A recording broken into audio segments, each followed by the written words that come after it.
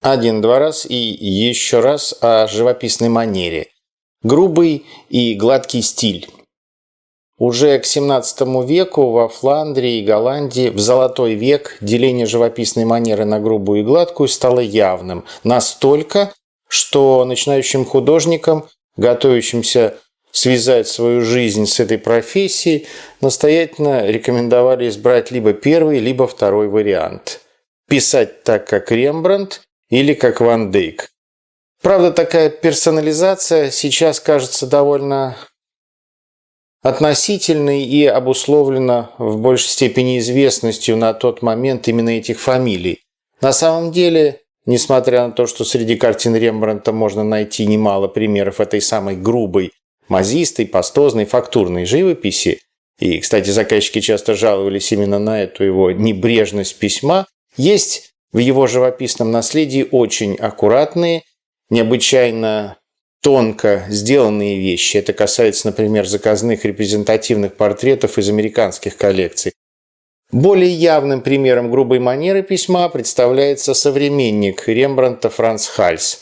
Да и вместо Антониса Ван Дейка можно было бы вспомнить кого-то другого.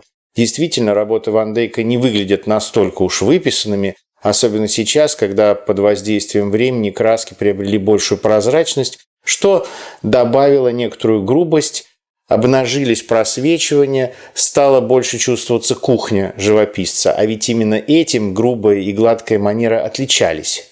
В первом случае подчеркивался именно ремесленный характер изготовления картины, ручное исполнение, эффектное, но видимое, почти осязаемое преображение краски. Во втором – нечто более эфемерное, утонченное, идеально завершенное, иллюзорное. Фактически, где место видимого мазка сразу замещалось иллюзией объема формы. К середине XVII века при всей демократичности рынка и доступности живописных работ картину мог позволить себе и банкир, и булочник. В этом различии манеры стали явно прослеживаться классовые предпочтения. Грубая манера ассоциировалась теперь с архаичным стилем, а ремесленная составляющая занижала статусность, ценность вложения в живопись. Отчасти из-за желания усилить этот отрыв, усилить идею уникальности предмета, подтянуть его по статусу к работе ювелира, некоторые художники не всегда оправданно использовали особо дорогие пигменты, перемолотый полудрагоценный камень, например, ляпис-лазурь, или редкий в то время краплак растительного происхождения. Франц ван Мирис, сын ювелира, все-таки писал на медных позолоченных пластинах для достижения особого свечения, и для того же повышенного статуса. Как раз в это время Рембрандт в пику моде продолжает писать настолько фактурно, что про его работы говорили: эту картину можно поднять, схватив натурщика за нос. Понимание такой живописи требовало большей насмотренности, экспертности, искушенности зрителя. А это, как мы знаем по сегодняшним примерам, далеко не всегда связано с величиной кошелька. Поэтому в мастерской Рембрандта заказчикам часто предлагали рассматривать картину на расстоянии, не подходить близко, чтобы, дескать, не отравиться ядовитыми испарениями невысохших красок. Действительно, для добавления фактуры использовался оксид свинца, литарг или глёд по-русски, но на самом деле это было больше похоже на сентенцию «дуракам полработы не показывают».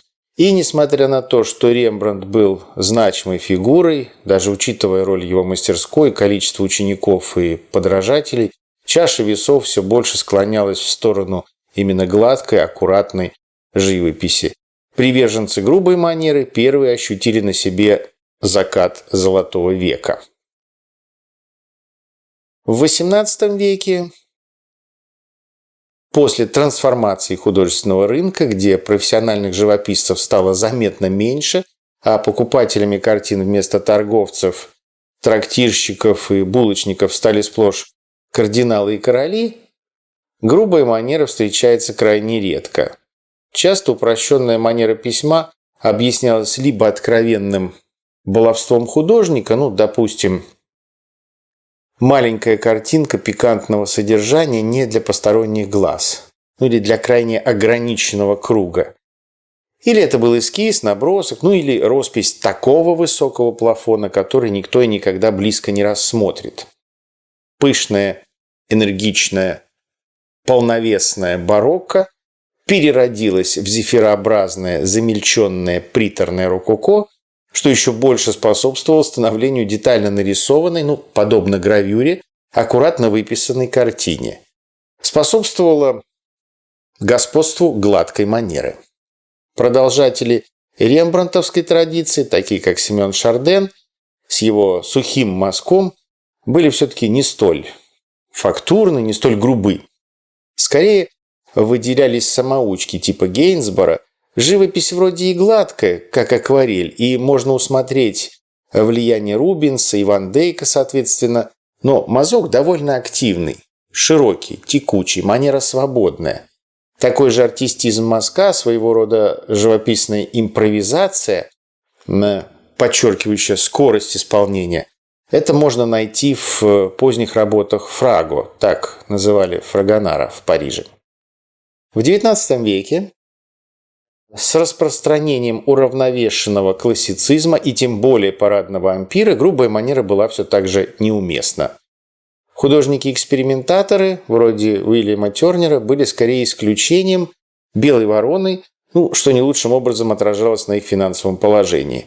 Резкий разворот в обратном направлении, как, кстати, и вытаскивание из забвения старых имен художников грубой манеры, связано в немалой степени с появлением в середине XIX века фотографии. Теперь ручное исполнение стало снова цениться. Грубоватая манера, ремесленная кухня стали желательным, а после активной работы дилеров и очередной трансформации рынка даже модным направлением.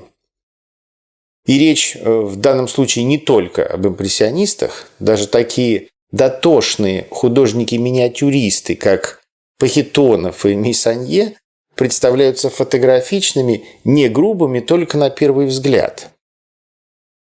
Перышко калибри, так называли мазок Мейсанье, он не был зализан и заглажен. И Репин неспроста хвалил Пахитонова именно за живописную составляющую.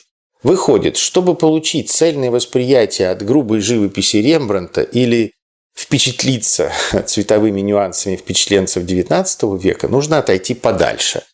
А вот чтобы увидеть энергию различимого мазка, красоту ручного исполнения у Мейсанье или сложное, почти импрессионистическое деление цвета у Пахитонова, нужно подойти поближе. Размер картины имеет значение. Снова возросшая ценность явственно видимого ручного исполнения привела к появлению ярких мазистых художников. Соролья, Денитис, Фортуни, Манчини, Цорн, а у нас Брас, Фешин, Коровин, Малявин, Архипов. У некоторых можно усмотреть изменение манеры, пусть не совсем от гладкой до грубой, но как минимум от тонкой, завершенной, технологичной к более размашистой, пастозной, сознательно незавершенной. Это отчасти совпало и с новыми модными стилями. Модерн, Ар-Нуво, Югенштиль предложили новые ритмы, орнамент как основу, текучую линию как новую композиционную структуру.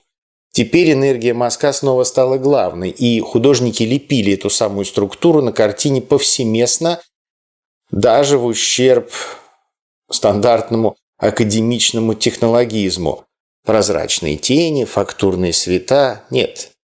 Рельефный мазок появился и в тенях. Идея пластичных линий, вдоль которых или по которым, как по рельсам, скользит теперь взгляд зрителя, идея стала доминирующей.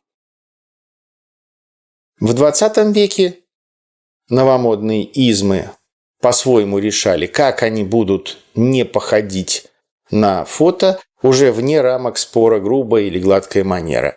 И тот, и другой вариант мог уместиться в кубизме, фавизме, сюрреализме и так далее.